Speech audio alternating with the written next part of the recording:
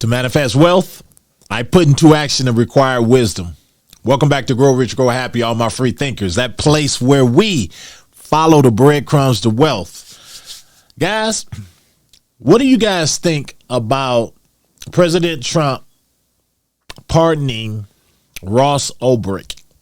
Now, some of you are probably wondering, who is Ross Ulbricht? I know this because everyone in Grow Rich, Grow Happy is not, they don't follow crypto that close. So I'm going to tell you.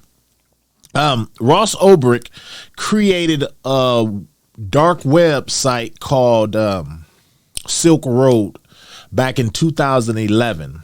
I've done a little research on him before back in the day because I seen a story once on YouTube of a guy, a college guy who actually found a way to steal the Bitcoin that was on Silk Road. And he took a massive amount, millions of dollars of Bitcoin from Ross Ulbricht. And I remember they took him down, and down that trail, that's where I learned about Ross Ulbricht. Well, on this website, Silk Road, he made the site in 2011, and he wanted to, his whole purpose of making a site, and he wrote this in his journal, is that he wanted a place where people could buy anything without a trail. Meaning, if you wanted to buy drugs, guns, anything that the government feels is illegal or that people have deemed as you shouldn't have that, he wanted a place where people could buy it using Bitcoin and there could be no kind of money trail at all leading back to you. Well, as you can imagine, the government didn't take too kindly to that. And soon thereafter, I want to say about 2 or 3 years, I don't know if it even took that long for them to get on his tail. But he became public enemy number one.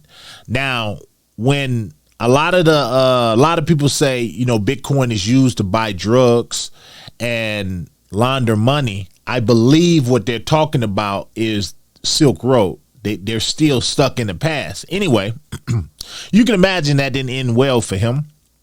And he ended up being busted. And the site was taken down. But they gave him 2 life sentences without the possibility of parole. And even I have to say, when I first read about that case, excuse me, I felt that it was very unfair, being because it is murderers and a lot of illegal people who do a lot of illegal, nefarious things that get a lot of less time. So I believe that Bitcoin was the target back then. And that's just what I see from looking back on it, because that was the only thing I could think. And you got to remember, this is a time before Bitcoin became the phenomenon that it is today. This site, Silk Road, actually put Bitcoin in the spotlight, although negatively. Well, when Trump was doing his libertarian press coverage or something, he said that his movement, his libertarian movement, he said that if he's reelected, he would free Ross Ulbricht. And if you vote for me on day one, I will commute the sentence of Ross Ulbricht to a sentence of time served. And his reasoning for doing that, it was kind of like paying respect to the crypto community that helped get him elected. And he made good on his promise.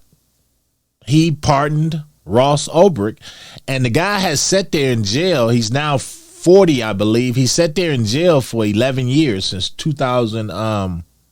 He was in jail since 2014, I believe. But he sat there in jail that entire time. Now imagine being in jail. You got a mom, dad or whatever in your family, and there's nothing they can do about it.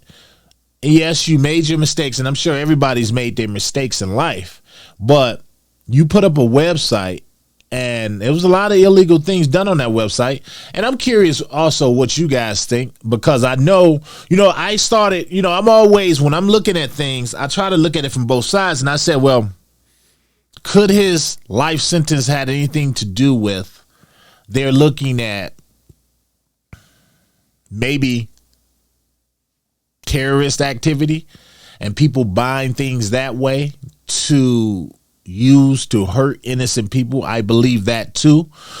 So that could have something to do with it. I don't know, but he took the brunt of the punishment. Now, I don't know if they ever tracked down some of the people who was on there buying things, but if they did, that would probably negate the whole purpose of the site, being that there could be no trail leading back to you. But I just, I see this, and my whole reasoning for bringing this up is I see this and I say, okay, this is a promise that Trump had made before he got in. He said, if you elect me, this is what I'm going to do. And he's already made good on that. And for me as a crypto investor, and I want for you guys to see this as well as a win, because this means that all those promises he made for crypto and about Bitcoin becoming a reserve and about XRP, USDC, and Solana, and just moving forward with the whole crypto movement, it should show you that, none of this is forgotten. But I find that in cryptocurrency is the one. I was telling a friend of mine this. Actually, I was telling a couple people this just this past weekend.